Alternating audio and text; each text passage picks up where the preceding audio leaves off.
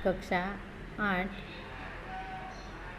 Subject Hindi काव्य 4 उठो धरा के अमर सपूतो। उसका कवि है द्वारिका प्रसाद माहेश्वरी जी। द्वारिका प्रसाद माहेश्वरी का जन्म 1 दिसंबर 1916 को रोहता, आगरा, उत्तर प्रदेश में हुआ था।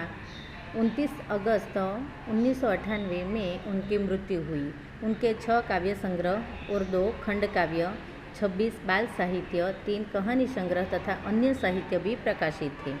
इतना ऊंचा उठो, उठो धरा के अमर सपूतो, कौन सिखाता है चिड़ियों को, चंदा मामा आ पुनः नया निर्माण करो, माँ यह वसंत ऋतु, हम सब सुमन, एक उपवन के उनकी प्रसिद्ध कृतियाँ है।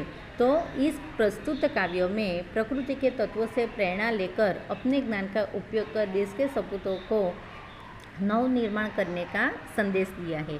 तो इस काव्य में कवि ने नवयुवानों को कहा गया है कि हमारा देश सदियों तक गुलाम रहा था। इस समय के दरमियान देश की बहुत बर्बादी हुई। 15 अगस्त 1947 को हम ब्रिटिश सत्ता की गुलामी से मुक्त हुआ। सदियों के बाद हमें हमारे देश की आज़ादी मिली और आज़ादी का नया सवेरा देखा। यह कविता उसी समय की रचना है। इसमें कवि ने देश के सपूतों से देश का नव निर्माण करने के लिए कहा गया है। इसीलिए कवि ने हमें कहा है कि हे देश के अमर सपूतों, तुम उठो और देश के लिए कुछ नया निर्माण करो। वर्षों से जो हमारे देश के युग युग के मुरझे सुमनों में नई कुछ मुस्कान भरो, और डाल डाल पर जो विहग यानी कि पक्षी बैठे हैं तो उसमें नया कुछ स्वर में, नया राग में, नया स्वर में नई गुनगुनाहट भरो, और भौरे को भी मस्त होकर मंडराने को कहते हैं। नवयुग की जो नूतन वीणा है तो उस वीणा में भी नया राग और नए गान भरने के लिए कहा है। कवि ने हमें कहा है कि उद्यान में जो कलियां खिल रही है उस प्रत्येक फूल में, प्रत्येक सुमन में मुस्कान भरने के लिए भी कहा है।